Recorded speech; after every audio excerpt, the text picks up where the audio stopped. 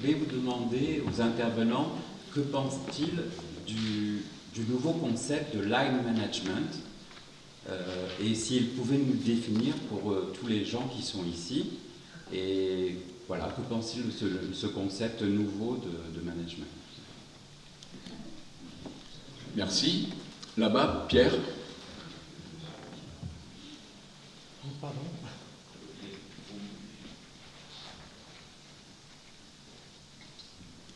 Oui, merci. Je risque d'être un peu rude dans ce que je vais dire, parce qu'en fait, alors, je me présente quand même. J'ai travaillé beaucoup avec Yves Schwartz, qui, je pense, est le professeur face auquel Yves Clos a présenté sa thèse, il me semble. Voilà. Donc, je suis aussi, j'ai beaucoup travaillé sur les questions du travail. Et là, on n'a pas parlé du travail. On a parlé de l'emploi et du travail enfermé dans l'emploi. Et il y a de nombreux travaux de chercheurs et de personnes, et à commencer par Bruno Trentin, qui dit par exemple que les syndicalistes et les gauches mondiales ont perdu leur rapport avec le monde du travail parce qu'ils ont laissé tomber ce qu'on appelle le travail réel.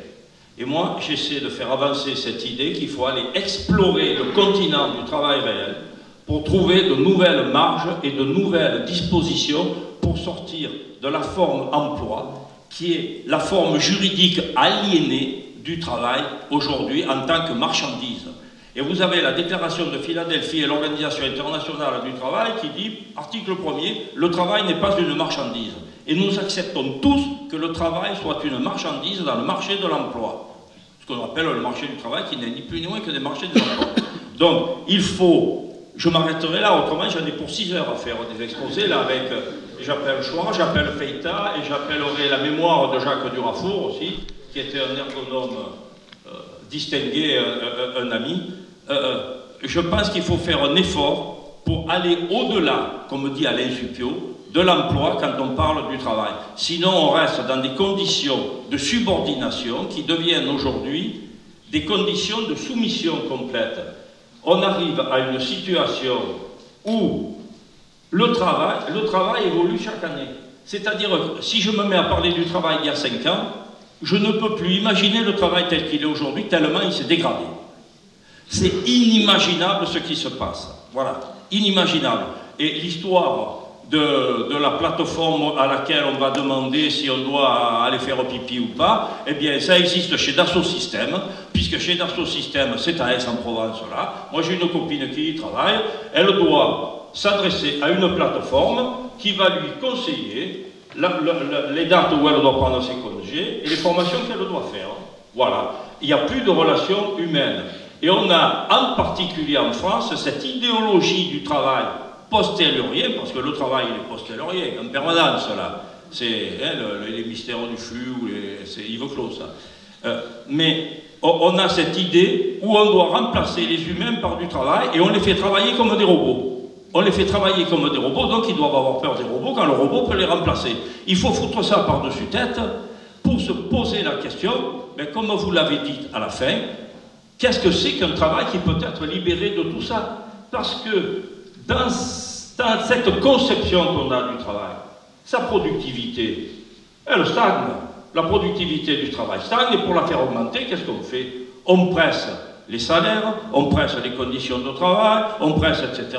Et on en arrive aux situations de semi-esclavagisme avec ce qui est visé par ceux qui dominent, ce qui est visé, après je m'arrête là-dessus, autrement je vais être trop long. Ce qui est visé là-dessus, c'est la transformation du code du travail pour en revenir au code civil.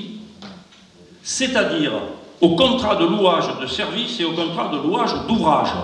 Et si on veut savoir ce que c'est que le contrat de louage de service d'ouvrage, on va chercher le code civil, loi du 17 mars 1804, article je ne sais pas combien, et puis les codes du commerce, c'est des libéraux, c'est tous ces trucs-là, voilà. Et à ce moment-là, on lit aussi le bouquin de mon ami Claude Nidry, qui est chercheur à l'École normale supérieure, qui a travaillé sur ces questions-là. On en revient au 19e siècle, voire avant le 19e siècle. Voilà. Et donc, il faut se plonger dans le travail réel, c'est-à-dire la personne au travail, et savoir ce qu'elle a à nous dire pour construire des alternatives. Et ça, c'est pas évident, parce que dans l'entreprise, on ne peut pas y rentrer pour discuter comme ça, il faut réunir des gens à l'extérieur, les faire parler, et essayer de donner du sens syndical, politique, social, productif à tout ça. Voilà, on a un boulot énorme devant nous. Merci de m'avoir écouté si longuement. Merci Pierre. Antoine, non? Non? Répondre, allez. J'ai un assistant modérateur, super. Ouais, alors qui... Ouais, mais Antoine nous propose qu'on réponde tout de suite à... Ouais, je sais pas comment recevoir, si c'est une question, un constat. Alors, bon, Yves Schwartz, moi j'ai découvert l'ergologie avec lui, donc si je n'en ai pas parlé, c'était pour limiter le nombre d'auteurs que j'allais citer. Je pourrais en citer beaucoup, hein, voilà. Sur le constat, il me semble que je suis d'accord avec vous. Il m'a semblé qu'au début, vous nous reprochiez peut-être de traiter de l'emploi et pas du travail. Alors là, je pense qu'on ne se comprend pas, parce que notre intention tous les deux avec Cathy, c'était justement d'essayer de vous parler du travail et pas de l'emploi. Mais voyez comment les choses sont difficiles, parce que vous-même qui voulez parler du travail, vous citez le code du travail. Donc vous parlez d'emploi. Vous ne parlez pas de travail, vous parlez de l'emploi. Bon, après, sur le constat que vous faites, bon, je pense qu'on peut vous rejoindre. Après, sur le programme, si vous voulez,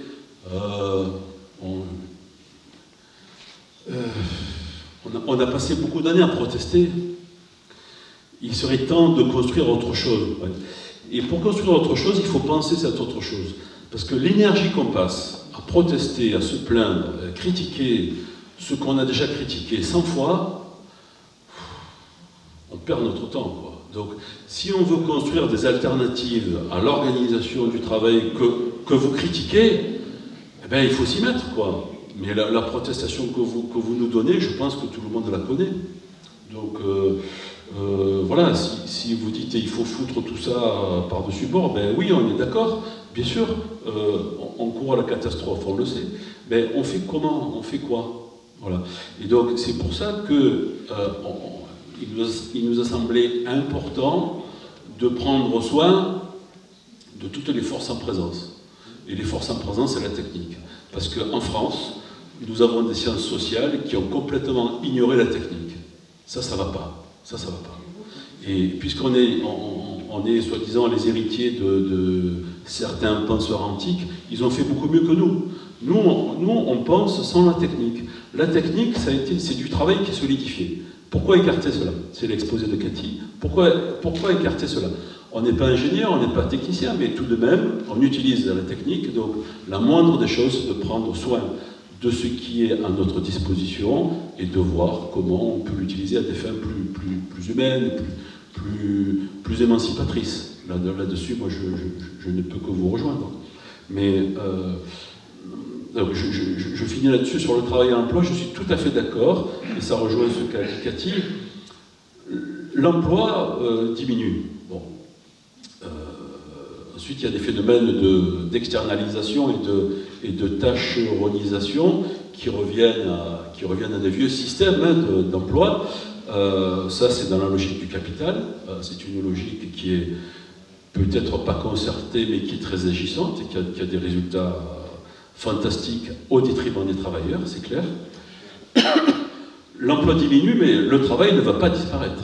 Le travail, c'est celui que l'on fait tous. Les retraités qui s'occupent de leurs petits-enfants, ils font du travail. Il n'est pas comptabilisé au sens de la comptabilité nationale, mais c'est du travail. Alors l'emploi, effectivement, on peut faire la part, hein, là-dessus je vous rejoins complètement, la part de l'emploi et du travail, il faut s'intéresser au travail, et il faut trouver les moyens, enfin, de se dissocier du rapport salarial. Hein. Voilà. Donc là, je rejoins les différents exposés de Daniel Linhart au journée de juillet des économistes, qui nous dit, ben voilà, ce rapport salarial, il y en a d'autres. Hein. Notre collègue qui viendra en avril à Marseille, ce rapport salarial, il est infantilisant. Il est infantilisant. Donc il faut en sortir. Mais pour l'instant, on n'a pas les moyens. On n'a pas les moyens. Alors après, sur l'agilité, Cathy. Sur l'agilité. Peut-être, oui, simplement reparler aussi de cette idée d'activité technique et de travail. L'un des aspects notamment de Simondon, c'est de dire, effectivement, de critiquer ce rapport salarial et de dire qu'en fait, c'est pas dans le travail est aliénant, et donc c'est pas dans le travail qu'on va trouver ce rapport et cette compréhension de la technologie, c'est vraiment dans l'activité technique. Après, effectivement, dans les cas qu'on a vus, le Fab Lab, on n'est pas dans un rapport salarial. On est sur une association avec des personnes qui vont aller sur une compréhension, une envie d'aller comprendre telle ou telle technologie. Donc effectivement, certainement que dans ces formes-là, en tous les cas, on a une possibilité peut-être plus grande d'aller sur l'activité technique. Et puis, donc l'autre question, c'était sur le lean management. Le lean management. Le lean management. Effectivement, donc on est sur le management maigre, donc avec cette idée que on va essayer donc de limiter un peu tous les aspects superflus entre guillemets, qui est apparu avant tout dans la production, mais qui se développe en fait même dans les activités support. Alors moi j'étais étonnée, j'ai eu de ça il y a 3 ans maintenant, 3-4 ans, je suivais une étudiante en mémoire de M2 et qui me racontait en fait comment dans son entreprise, une grande entreprise de la région, eh bien ils avaient décidé en ressources humaines de travailler sur le lean management, et donc elle m'expliquait en fait qu'au niveau du lean management, elle avait identifié par exemple le processus de recrutement, donc processus de recrutement assez classique, j'identifie un besoin, ensuite je vais chercher des candidats, on a un entretien avec la RH et un autre entretien avec le manager avec qui potentiellement on devrait travailler, et puis après on intègre les personnes. Voilà. Bon, elle avait identifié ce processus, et puis elle avait dit, tiens, il y a 2 entretiens, on perd du temps là. Donc on va en supprimer un parce qu'on va gagner du temps à ce moment-là. Donc là on voit quand même sur le lean management, donc c'était une proposition d'une étudiante, je ne sais pas si elle a été retenue ou pas, mais en tous les cas ça montre aussi la force, elle avait été présentée en entreprise, ça montre aussi la force de ce lean management où on peut se dire, tiens, on va supprimer un entretien avec le manager de proximité, qui lui, en fait, là, on n'est plus du tout sur une relation humaine, qui va travailler avec cette personne, qui va regarder d'autres choses, qui va regarder, oui, est-ce que je m'entends avec cette personne, comment est-ce qu'on peut fonctionner ensemble, on va passer simplement par le service ressources humaines, on va avoir qu'un seul entretien. Donc, clairement, oui. C'est pas une technique quand même, parce que vous avez dit, le management, c'était pas de la technique. Ah non, je vous ai pas, non. En fait, effectivement, vous avez raison. Sur le management, oui, c'est une technique, c'est une technologie invisible. Voilà. C'est une technologie invisible, une technologie très particulière. Après, l'idée, c'est plus comment cette technique particulière peut intégrer aussi des techniques qui sont autres.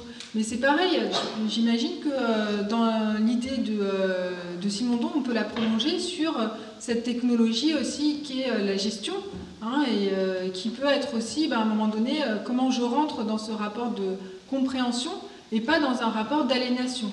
Et certainement qu'on aurait des outils peut-être qui seraient moins des machines de gestion, comme le décrivait Michel Berry sur son idée, voilà, ces machines de gestion que je vais alimenter au fur et à mesure pour les alimenter. Donc je vais les alimenter avec du reporting, ce dont tu parlais aussi tout à l'heure, sur voilà, je suis là pour alimenter des indicateurs, des tableaux d'indicateurs, et je ne suis plus du tout là pour faire mon travail et pour avoir une analyse critique sur mon travail.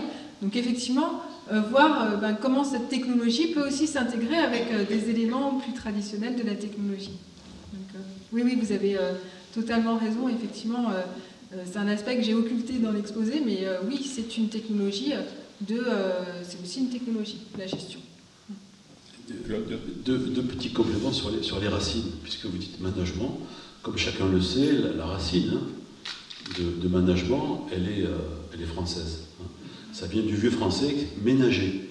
Ménager sa monture, donc à l'époque, se rendre d'un point à un autre en utilisant un cheval, ou bien ses propres jambes. Et donc ménager le moyen pour atteindre le but. Et puis après, ça fait le... Donc ça c'est ménager. Et sur le lean, en fait, un des ancêtres du lean, il est japonais, c'est le système Kanban des années 70, qui consiste à affecter les moyens disponibles, y compris les humains, au flux d'activité. Voilà. Donc s'il n'y a pas d'activité, on ne travaille pas. Voilà. Et à l'époque, les concepteurs japonais s'étaient appuyés sur une métaphore.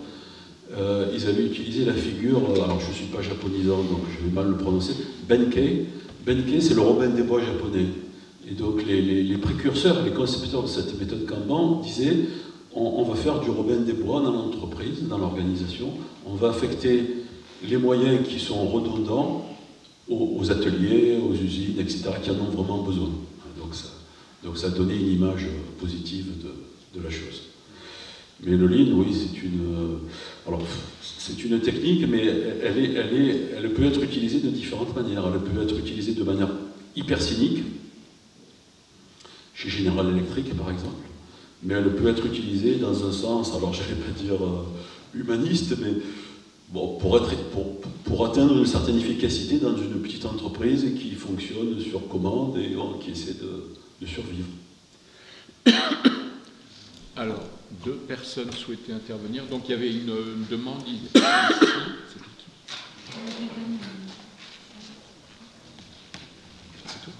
Ouais. Ensuite, Joël, et puis j'ai vu un... Voilà, et madame. Ouais. Tu veux pas intervenir? Après? Alors Joël, c'est à toi. Joël, lève la main. Ouais. Voilà, Joël. Alors, j'ai 2 questions brèves à Cathy Cromer. Quand vous avez parlé de la multiplication des annonces anxiogènes sur le développement exponentiel de l'intelligence artificielle, je vous ai observé et vous avez beaucoup souri. Alors, apparemment, vous n'êtes pas trop anxieuse, mais j'aimerais bien savoir... j'aimerais bien savoir comment il est possible de parler d'une multiplication d'annonces anxiogènes en gardant ton sourire. Bon, et ça c'est ma première question, mais j'en ai une autre. Comment dire, en vous référant à Simondon, vous dites que, si j'ai bien compris, pour sortir de l'aliénation par la technique, il faudrait adopter une mentalité technique. Mais pour moi, adopter une mentalité technique, mais j'ai certainement mal compris, mais vous allez me corriger, est-ce que ce n'est pas une surenchère dans l'aliénation technique? Pour prendre un exemple, quelqu'un qui ne pourrait pas se passer de son rapport aux écrans, est-ce qu'il faudrait l'envoyer dans un Fab Lab, un stage, pour qu'à ce moment-là, il soit guéri de son aliénation? Ma question, vous avez compris, est provocatrice, mais bienveillante. Ça ne m'étonne pas de toi. Là-bas, ou... Ouais. Levez la main, madame. Voilà. Alors, je vais rebondir rapidement sur le Japon, parce que j'ai simplement la connaissance du fait que quand ils font la grève, ils produisent plus, pour montrer qu'ils sont capables, vraisemblablement, en tout cas, de demander à être plus payés, etc. Sinon, moi, j'aimerais que vous puissiez réaborder peut-être un sujet qui me porte à cœur, parce que dans le travail, il y a l'individu, mais il y a le groupe qui me semble important, parce qu'on arrive à faire quelque chose à plusieurs, mais il faut que l'individu soit reconnu, et vous avez abordé ça. Un exemple que j'ai vu ici à la Méjane, c'est un DVD qui s'appelle The Tech, qui se passe en Argentine, et ce sont des employés qui ont repris une usine, les patrons voulaient vendre le matériel, ils ont pris en otage l'usine dans les années 90, c'est un reportage canadien, c'était passionnant, et ça c'était un concept que j'ai trouvé extraordinaire, c'est les coopératives, je crois que ça existe en Belgique, peut-être en France aussi, mais auriez-vous des exemples, parce que ça me passionne, et c'était des gens qui étaient actionnaires et qui étaient actionnaires mais au sein de l'entreprise et qui prenaient le rôle du directeur commercial à tour de rôle, le comptable, le directeur, voilà, j'ai trouvé ça vraiment génial, si vous pouviez aborder plus précisément ces possibilités. Sandrine.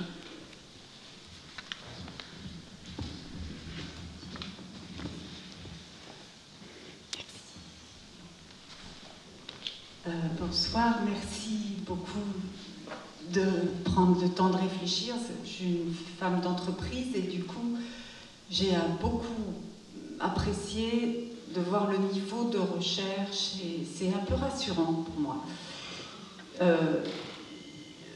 J'ai beaucoup apprécié le dernier, la citation du monsieur que vous avez, je ne me rappelle plus.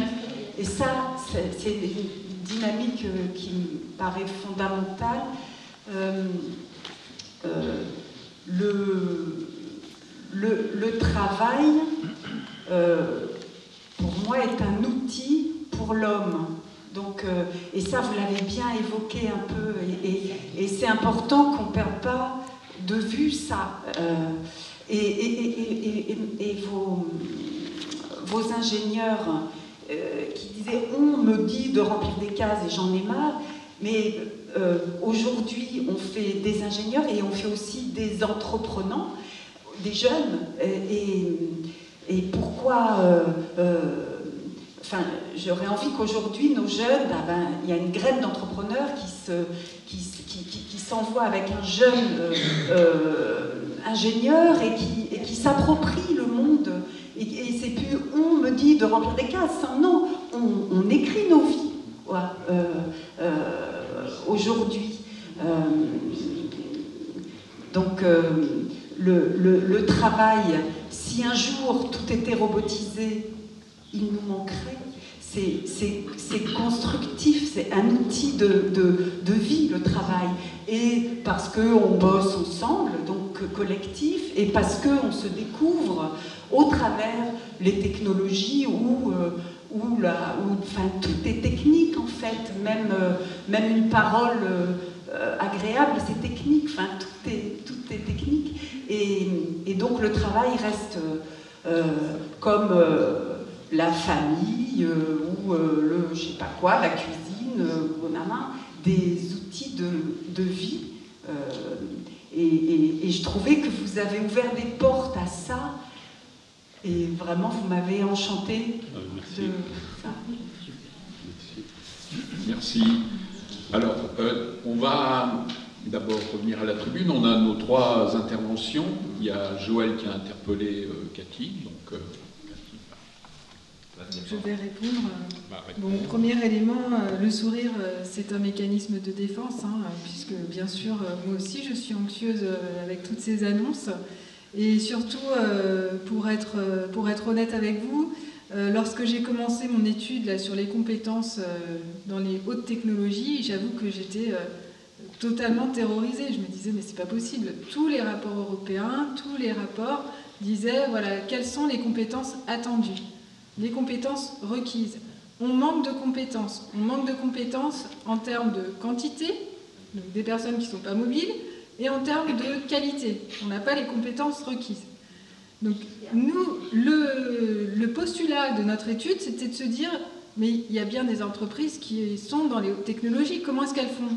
Elles font bien quelque chose. Elles font bien, elles ont ces référentiels de compétences avec, voilà, il faut détenir telle ou telle chose, et si vous ne cachez pas pile poil, et ben hop, ça y est, vous n'êtes pas embauché. Non, il y a bien des entreprises qui sont dans des hautes technologies.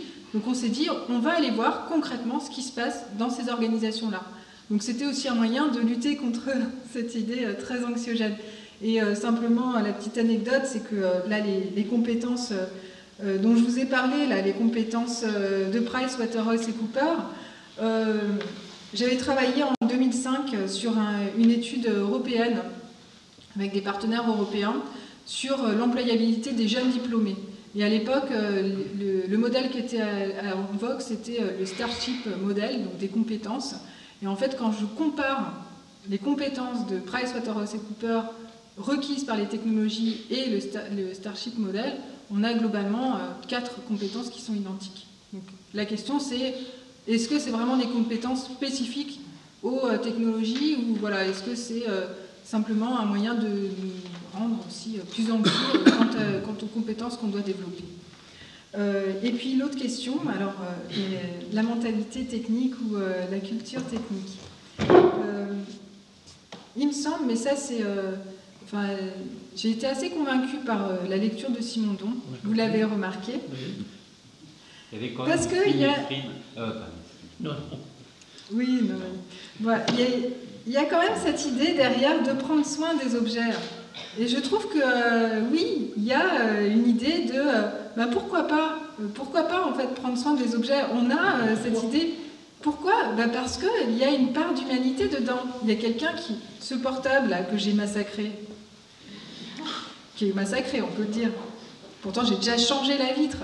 Et ben mine de rien, il y a de l'humain. Alors il y a de l'humain qui est peut-être pas forcément toujours respecté, mais il y a quand même un respect sur l'objet. Enfin, il me semble que voilà, il y a un respect à avoir aussi quant à l'objet. Mais autant ces objets, c'est pas du fétichisme? Peut-être, je ne sais pas. Ça, je m'y pencherai tranquillement dessus. Peut-être qu'il faudra que je le fasse. Mais en tous les cas, je pense que par la mentalité technique, ça nous fait aussi accéder à autre chose.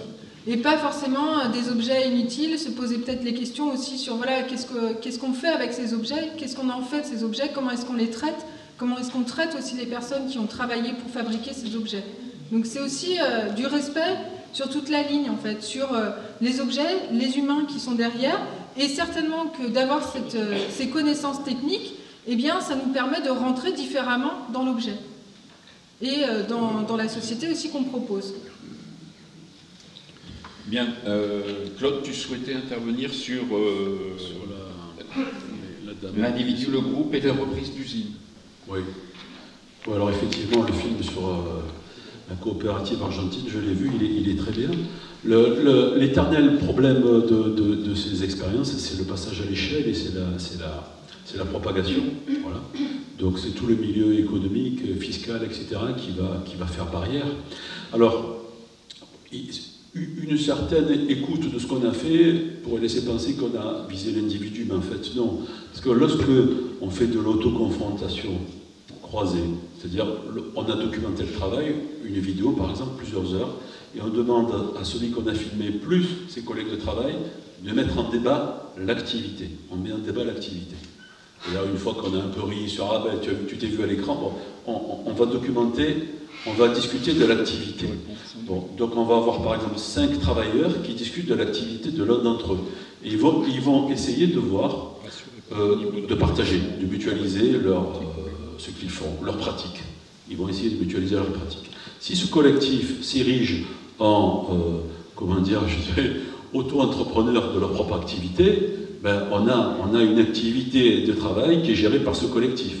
Alors, aujourd'hui, on dit on a un commun, c'est-à-dire que les 5 ou 6 personnes se gèrent toutes seules, et du début à la fin, elles décident, elles délibèrent sur la finalité du travail et sur la pratique de travail. Voilà. Alors ici, dans la région Skopje, voilà, on a une expérience qui est réussie, on espère que ça dure. Alors, dans un domaine plus récent, avec des gens moyenne d'âge plus réduite, vous avez des coopératives dans la livraison à domicile qui respectent les livreurs. Donc ça, c'est l'association entre des développeurs de code informatique, un logiciel libre, et des gens qui veulent travailler pour livrer des produits durant un certain temps. Parce que je pense que ce n'est pas un projet de livrer à bicyclette toute sa vie. Bref. Et donc là, nous avons des coopératives. Alors pour l'instant, ça vivote. Autre expérience beaucoup plus intéressante de mon point de vue, c'est Copanam, en région parisienne. Là, alors vous avez une coopérative d'entrepreneurs, et c'est des petits entrepreneurs à qui on propose, la coopérative leur propose de ramener leur chiffre d'affaires dans la coopérative, et ces entrepreneurs sont salariés de la coopérative. C'est pas mal ça. Donc ils sont entrepreneurs, donc ils continuent à entretenir la flamme de l'entreprise, au sens, je dirais, premier et peut-être noble du terme, mais ils sont salariés. C'est-à-dire ils partagent, ils mutualisent. Donc ils ont un principe de solidarité économique, et puis chacun développe son activité. Voilà. Alors ce que dit madame, c'est intéressant, parce que très souvent, hein, on se moque de tous ces récits d'entrepreneurs, d'auto-entrepreneurs. Bon, tout de même, ils prennent des risques, et certains, ils n'ont pas beaucoup d'argent. Et certains, parmi eux, réalisent des services qui sont vraiment au service des citoyens. Alors peut-être qu'il n'y en a pas beaucoup, mais bon, je pense que de ce côté-là, il y a des choses à regarder, parce que du point de vue des relations sociales, il y a des choses intéressantes qui se font. Et c'est pas forcément cynique, et c'est pas forcément des logiques de profit. Anthropiques, comme disent certaines de nos amis. Voilà. Et après, alors peut-être je peux, parce que je ne résiste pas à poursuivre la citation de Castoriadis, je finis. Donc il parlait du sens du travail. Je désire pouvoir avec tous les autres, donc c'est 1975, il n'y a pas Internet. Je désire pouvoir avec tous les autres, savoir ce qui se passe dans la société, contrôler l'étendue et la qualité de l'information qui m'est donnée. Je demande de pouvoir participer directement à toutes les décisions sociales qui peuvent affecter mon existence ou le cours général du monde où je vis. Je n'accepte pas que mon sort soit décidé jour après jour par des gens dont les projets me sont hostiles, suivez mon regard, ou simplement inconnus et pour qui nous ne sommes, moi et tous les autres, que des chiffres dans un plan ou des pions sur un échiquier, et qu'à la limite, ma vie et ma mort, parce qu'on n'a pas parlé de la mort au travail, et que ma vie et ma mort soient entre les mains de gens dont je sais qu'ils sont nécessairement aveugles. C'est bon? Ouais. C'est Cornelius Castoriadis. Castoriadis. Il y avait 3 demandes d'intervention. Jean-Pierre, puis j'ai vu un bras par un monsieur, et Antoine terminera, parce que le temps approche, le temps de la fin approche. Donc, Jean-Pierre, tiens. Bon, bah, t'étais pas loin quand même, tu pourrais travailler. Faut faire un effort. Tu viens, tu vois, tu te fais engueuler. Travail parcellaire. Vous avez évoqué à un moment donné la suppression d'emplois et par la robotisation, l'informatisation, la cybernétique et tous ces mots en hic. Et j'ai eu la chance, moi, je dis bien la chance, de lire il y a plus de 40 ans un ouvrage aujourd'hui suranné intitulé « La grande relève des hommes par la machine » d'un certain Jacques Dubouin, un inconnu pour la plupart des économistes contemporains.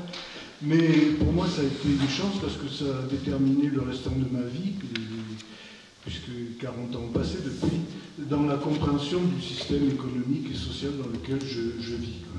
Et bon, ça a été ma clé d'entrée, il y en a sûrement d'autres forcément, mais les perspectives de suppression d'emploi, on parle bien d'emploi, puisque le travail, je considère que c'est une activité utile, alors rémunérée sous différentes formes, mais c'est une activité utile, parce que des activités ludiques et autres, il y en a plein d'autres, quoi. Et même le sommeil est une activité de repos. Voilà.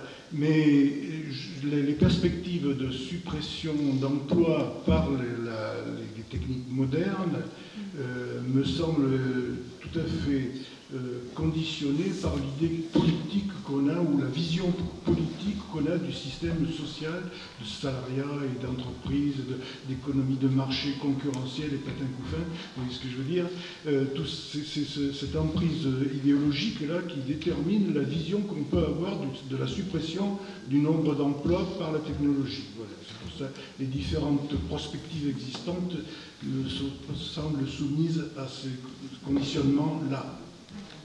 Monsieur, si vous voulez vous approcher, parce que le film n'est pas suffisamment long. Oui, c'était juste une interrogation. Donc, on tourne sur la question, effectivement, comment se libérer de l'emploi pour revenir au travail. Moi, ce qui m'interroge, c'est que cette question, elle a été abordée lors des précédentes élections présidentielles par un candidat, Benoît Hamon, qui a proposé un moyen, par le revenu universel, justement, de se libérer de cette contrainte de l'emploi, puisque, en fait, la plupart des gens, ils bossent pour croûter. Donc, voilà. Et c'est un débat qui a été lancé, qui a été un petit peu vif pendant quelques mois, et puis c'est retombé. C'est ça qui m'étonne. C'est dommage. Antoine, et on prendra, parce qu'on arrive à la fin, donc on va prendre 4 interventions. Antoine, si tu peux t'approcher un peu, parce qu'on est un peu limité par la longueur du film. Ah oui. Oui, non, je voulais juste revenir sur le débat qu'a lancé monsieur, pour l'enrichir peut-être. J'étais globalement d'accord avec vous aussi, mais je pense qu'il y a un moment où vous faisiez un peu des confusions dans les plans d'analyse, parce que une des raisons pour lesquelles on ne s'intéresse pas à l'activité, au travail réel, etc., c'est pas seulement la question du rapport salarial ou de l'emploi, c'est aussi, enfin moi je travaille sur la financiarisation, il me semble que une des raisons pour laquelle aujourd'hui on ne s'intéresse pas du tout à ça, c'est tout simplement parce que les dirigeants d'entreprise passent leur temps à faire des fusions, acquisitions. Regardez les chiffres des dernières années. Et les 2-3 dernières années sont des chiffres de montée en flèche des fusions-acquisitions et de baisse du rendement des obligations d'entreprise. C'est-à-dire que les entreprises vont faire des investissements et le rendement de ces investissements est de plus en plus faible. Pourquoi? Parce qu'on crée des méga-structures, on crée des organisations extraordinairement bureaucratiques. On est dans un monde, et moi je veux bien qu'on travaille sur le travail, mais travaillons aussi sur les structures économiques. Travaillons aussi sur les formes d'organisation que nous créons. Les formes d'organisation que nous créons aujourd'hui, elles sont démentes. Ce sont des méga-organisations extraordinairement bureaucratisées dans lesquelles vous avez des étages de strates de management avec des composantes bureaucratiques qui absorbent absolument toute la monnaie, toute la finance, et avec des gens qui n'ont absolument aucune connaissance et aucun moyen d'avoir un intérêt pour l'activité.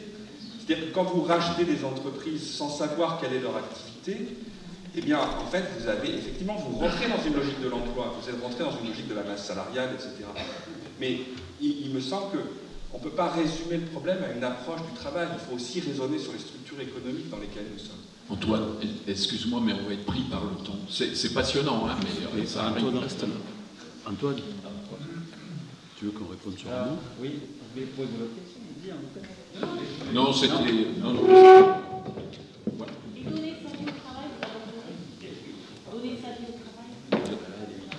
Il nous reste 8 minutes exactement.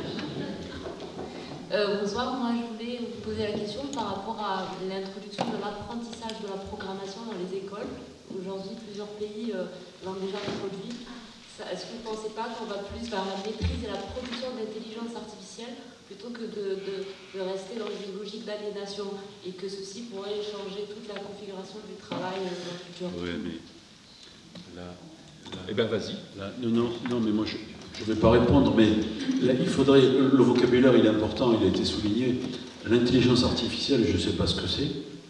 Ou alors, la première intelligence artificielle, c'est le livre.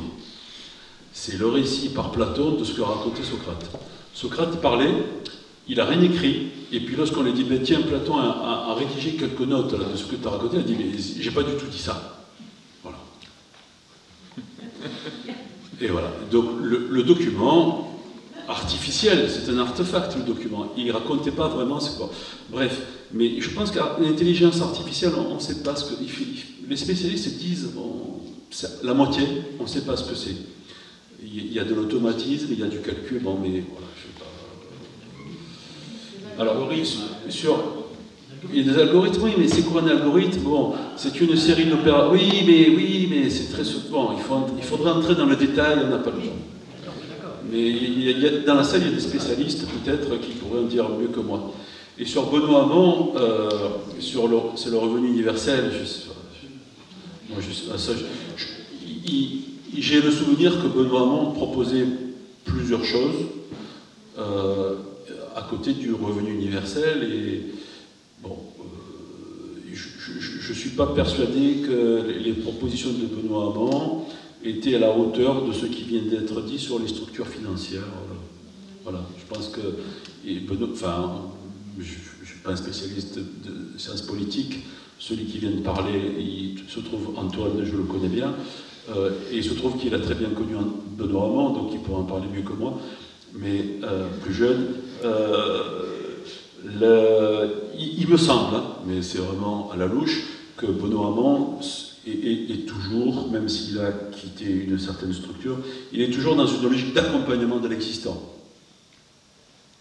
Ce qui fait qu'il ne changera rien. Mais c'est vraiment à la louche. Hein, c'est vraiment à la louche. Il y a d'autres questions? Oui, sur Jean-Pierre, la grande relève de l'homme par la machine. La relève de l'homme par la... Ah oui. Ouais, mais on a eu ce débat il y a... Enfin, ce débat, on l'a fréquemment. On n'est pas favorable. Ça... Oui, on est tous dans le stress. On va rentrer chez nous, même tard. On va regarder nos mails. Voilà. Et dans 10 ans, ce sera pire que ça. J'espère que non. Mais on y est, quoi. Donc, j'entends bien tes remarques. Mais Mais moi, je suis dans une logique d'appropriation et de détournement, de déviation, de reformulation. On ne reviendra pas en arrière. On ne reviendra pas en arrière. Mais on peut envisager l'avenir différemment. Mais sur les techniques, là, on ne reviendra pas en arrière. Regardez l'automobile. Voilà. Bon, ben, j'attends, on verra. 5 dernières minutes sont pour toi. Sont pour moi. Oui, peut-être rebondir sur, je vous disais, sur technophiles et technophobes, où on voit toujours cette ligne de démarcation. On a aussi effectivement ces débats réguliers sur les suppressions d'emplois liées aux techniques. Le parti pris, c'était plutôt de regarder aussi qu'est-ce qui se fait concrètement. Et voyons quels sont les types d'emplois, quelles sont les conditions de travail, quelles sont les compétences, quel est le travail en fait, qui est effectivement réalisé actuellement. Donc effectivement, il y a ces projections qui sont anxiogènes. J'ai pas souri. Un petit peu. Qui sont anxiogènes. Tu es souvent de bonne humeur. Je suis souvent de bonne humeur. Et puis, il y a qu'est-ce qui se passe concrètement. Et quand on regarde la réalité, souvent, elle est un petit peu différente des projections. Et malheureusement, pas toujours dans le bon sens.